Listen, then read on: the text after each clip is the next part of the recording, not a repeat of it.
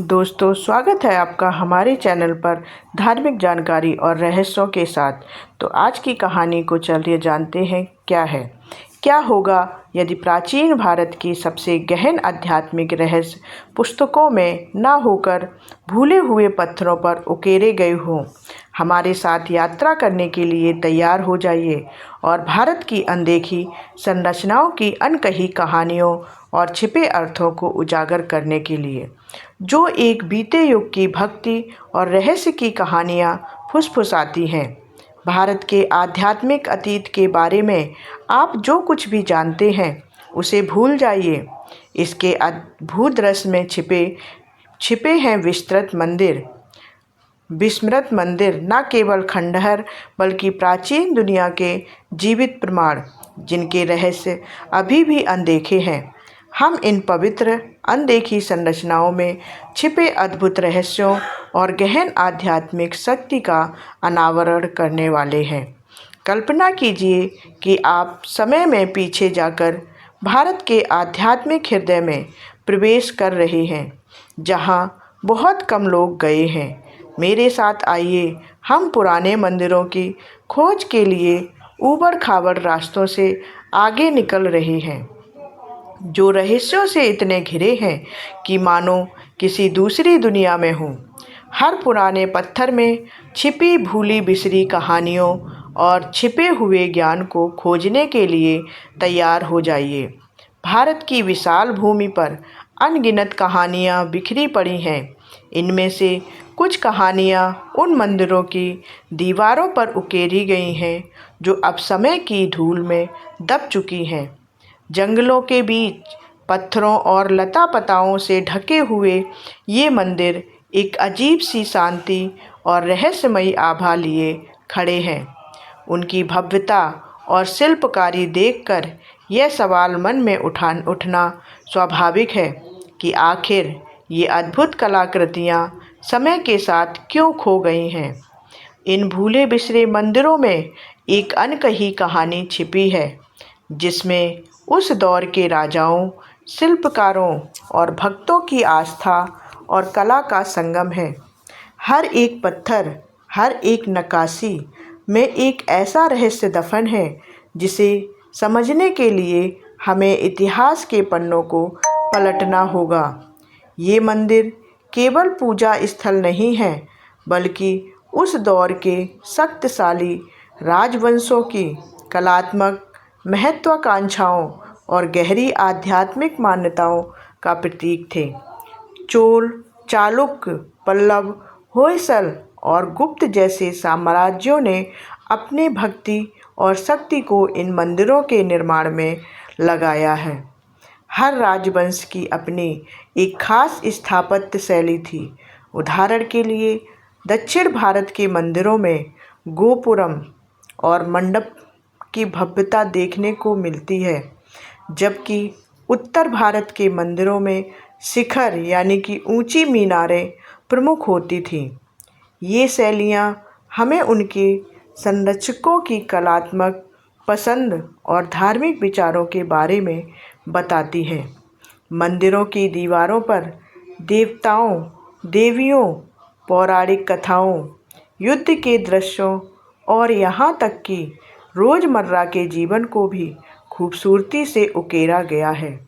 ये नक्काशी और मूर्तियाँ केवल सजावट नहीं थीं, बल्कि एक प्रकार की दृश्य गाथा थी, जो लोगों को उनके धर्म और संस्कृति से जोड़ती थी। ये मंदिर सिर्फ पूजा के लिए नहीं होते थे, वे शिक्षा के केंद्र जैसे गुरुकुल, चिकित्सालय और सामुदायिक बैठकें आयोजित करने के स्थल भी होते थे। गांव या शहर का जीवन इन मंदिरों के इर्द गिर्द घूमता था, जिससे ये सामाजिक और सांस्कृतिक गतिविधियों का केंद्र बन जाते थे। इन मंदिरों के भीतर कभी जो धार्मिक अनुष्ठान और पवित्र प्रथाएं होती थीं, वे अब केवल इतिहास का हिस्सा बनकर रह गई हैं।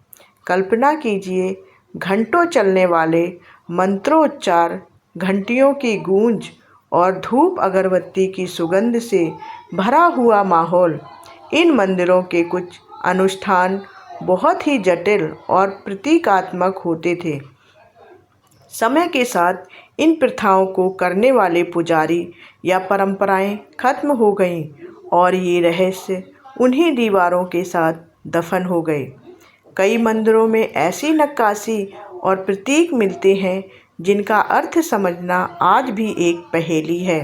ये शायद खगोलीय घटनाओं, गूढ़ ज्ञान या किसी छिपे हुए दर्शन को दर्शाते हैं। इन प्रतीकों को समझने की कोशिश हमें उस दौर की सोच और ज्ञान के बारे में एक नई दृष्टि देती है। इन मंदिरों का डिजाइन भी अपने आप में एक दर्शन है। कई मंदिर ब्रह्मांड, मानव शरीर या जीवन के चक्र को दर्शाते हैं। उनकी बनावट में एक खास ज्यामितीय क्रम होता था जिसे वास्तुशास्त्र के सिद्धांतों के आधार पर तैयार किया जाता था ताकि भक्तों को एक आध्यात्मिक अनुभव मिल सके। हम इन्हें क्यों भूल गए? इतनी भव्यता और ज्ञान के बावजूद ये मंदिर क्यों भुला दिए गए? इसके कई ऐतिहासिक कारण हैं, जैसे कई मंदिरों को विदेशी आक्रमणकारियों द्वारा नष्ट कर दिया गया। कई भूकंप, बाढ़ और भूस्खलन जैसी प्राकृतिक आपदाओं ने भी कई मंदिरों को क्षति पहुंचाई या उन्हें पूरी तरह से मिट्टी में मिला दिया। समय के साथ धार्मिक और सांस्कृतिक प्राथमिकताएं बदल गईं। जब लोगों ने इन क्षेत्रों को छोड़ दिया या उनके धर्म में बदलाव आया तो इन मंदिरों को देखभाल करने वाला कोई नहीं बचा। आधुनिक युग में इन जगहों को संरक्षित करने के प्रयास या तो बहुत कम हुए या पूरी तरह से उपेक्षित रहे हैं। जब हम इन मंदिरों को खोने देते हैं तो हम केवल पत्थर की संरचनाएं नहीं खोते, बल्कि अपने इतिहास, कला और आध्यात्मिक ज्ञान की एक अनमोल विरासत खो देते हैं। ये मंदिर हमें अतीत से जोड़ते हैं और हमें कई महत्वपूर्ण सबक सिखाते हैं। इन मंदिरों ने समय के थपेड़ों और उपेक्षा को सहा है, फिर भी वे आज भी अपनी कहानियाँ सुनाने के लिए खड़े हैं। ये मंदिर हमें याद दिलाते हैं कि कला और आध्यात्मिक एक दूसरे से जुड़े हुए हैं। इन अद्भुत स्थलों को संरक्षित करना हमारी जिम्मेदारी है ताकि आने वाली पीढ़ियां भी इनसे प्रेरणा ले सकें। इन मंदिरों को देखकर मन में एक सवाल उठता है, क्या हम अपनी विरासत को पूरी तरह से खोने देंगे या हम इन भूले बिसरे खजानों को फिर से खोजेंगे और उनकी कहानियों को जीवित रखेंगे? ये मंदिर सिर्फ पत्थर और मूर्तियाँ नहीं हैं, ये हमारी पहचान है, हमारी जड़ें हैं और हमारी विरासत है। अगर हम इन्हें भूल गए तो हम अपने इतिहास का वो पन्ना खो देंगे जो हमें दुनिया में अद्वितीय बनाता है। आइए इन भूले बिसरे मंदिरों की कहानियों को याद रखें और आने वाली पीढ़ियों के लिए इन्हें सुरक्षित रखें, क्योंकि हमारी धरोहर ही हमारी जिम्मेदारी है। अगर आपको यह यात्रा पसंद आई है तो लाइक करें, शेयर करें और चैनल को सब्सक्राइब करना ना भूलें, क्योंकि हम फिर मिलेंगे भारत की किसी और अनकही कहानी के साथ। तब तक के लिए नमस्कार और हमारे चैनल को सब्सक्राइब कर लीजिएगा ऐसी ही कहानियों के लिए। धन्यवाद।